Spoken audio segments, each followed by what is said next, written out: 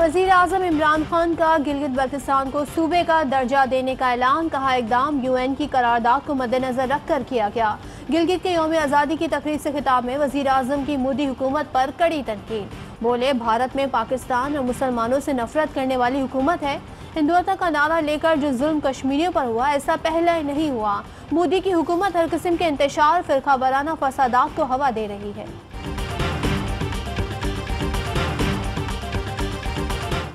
खुद को जमहूरी और सियासतदान कहने वालों ने फौज और अदलिया को बदनाम करने का मंसूबा बना रखा है। ऑपोजिशन मोदी की जबान बोल रही है। आज हम पाकिस्तान के मीर जाफर, मीर सादिक और मीर अयाज सादिक को देख रहे हैं। अगर आर्मी चीफ और ISI चीफ के खिलाफ डाकू बोल रहे हैं तो इसका मतलब है मेरा इंतखाब दुरुस्त था। वज़ीर आज़म कहते हैं ऑपोजिशन ने ब्लैकमेलिंग की कोशिश की। ये चाहते हैं दबाव में आकर NRO दे दूं। ऐसा मुमकिन नहीं। कानून की बालादस्ती कायम करने के लिए रियासती इदारों को खुद देखूंगा। आइंदा चंद रोज़ में देखेंगे किसकी टांगें कांपती हैं और किसके माथे पर पसीना आता है।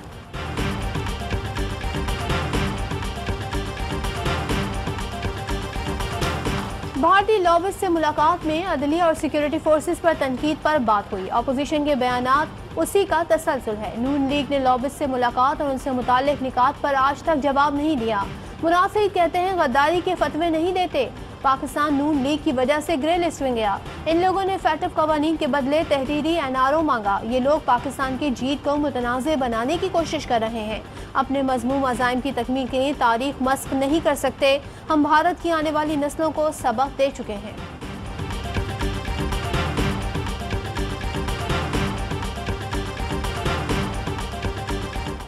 करप्शन के रिकॉर्ड तोड़ दिए और कहते हैं NRO नहीं दूंगा। आपने चीनी, आटा चोरों और सिलाई मशीन से इमारतें खड़ी करने वालों को NRO दिया। बिलावल भुट्टो का वज़ीर आज़म को जवाब। कहा गिलगित के अवाम को सेलेक्टेड की तबाही से बचाना है। इन्हें अचानक याद आ गया कि गिलगित बल्तिस्तान को सूबा बनाना है। वज़ीर आज़म से पूछा जाए सूबा बनाना आपका वादा है तो मंशूर में क्यों नहीं? जैसे पहले वादे झूठे थे, आज का वादा भी झूठा है।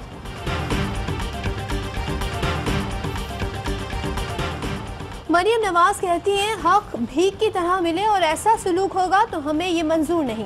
गुलामी वो होती है जब IG को अगवा करके घंटों हब्स से बेजा में रखा जाता है। फोन ले लिए जाते हैं और कहते हैं कैप्टन रिटायर्ड सफदर को गिरफ्तार करो।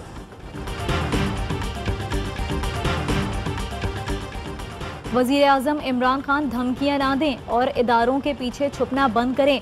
बोरिया बिस्तर बांधें, अवाम जल्द घर भेजने वाले हैं।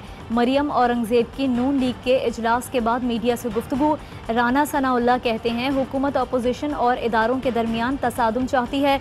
अगर तसादुम हुआ तो मुल्क के अंदर अनारकी फैलेगी। किसी इदारे और शख्सियत से नवाज शरीफ को मसला नहीं। आओ बैठें और मसाइल पर तवज्जो दें। अयाज सादिक कहते हैं मेरी बात को हुकूमत अफवाज पर डाल रही है जो मुनासिब नहीं। भारतीय झंडा और मोदी की तस्वीर पाकिस्तान में लगवा दी गई। ये कहाँ की हुब्बुल वतनी है?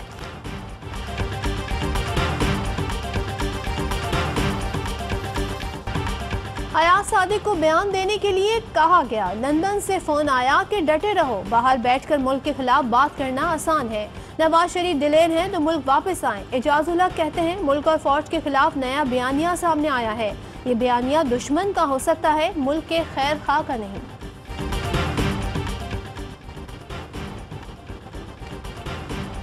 फवाद चौधरी कहते हैं फैसला करना होगा पाकिस्तान के अंदर हिंदुस्तान के एजेंट्स के साथ क्या सलूक होना चाहिए। हमारी ना जबान लड़खड़ाई ना किसी की टांगे। हिंदुस्तान ने पाकिस्तान की तरफ कदम बढ़ाया तो टांगे तोड़ने को तैयार है। वजीर आला उस्मान बुज़दार बोले ऑपोजिशन का बयानिया पाकिस्तान के बयानिए के यकसर खिलाफ है। मुल्की मफादात दाव पर लगाने में कोई कसर नहीं छोड़ी। ऑपोजिशन को मनफी सियासत से तौबा कर लेनी चाहिए।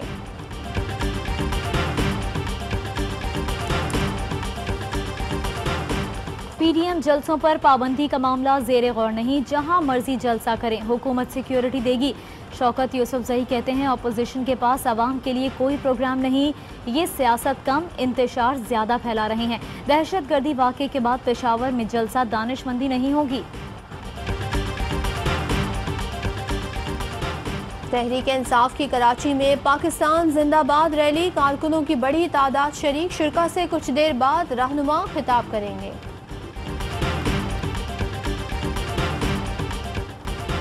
और दूसरा वनडे मैच 207 रन के हदफ के ताकुब में जिम्बाब्वे के खिलाफ पाकिस्तान की बैटिंग जारी। मेहमान टीम की जानिब से शॉन विलियम्स ने 75 रन की इनिंग्स के लिए इफ्तिखार अहमद की तबाहकुन बॉलिंग 5 शिकार किए।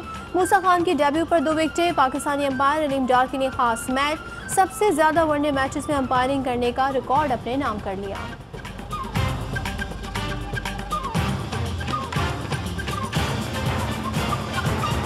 अस्सलामुअलैकुम, हेडलाइंस आपने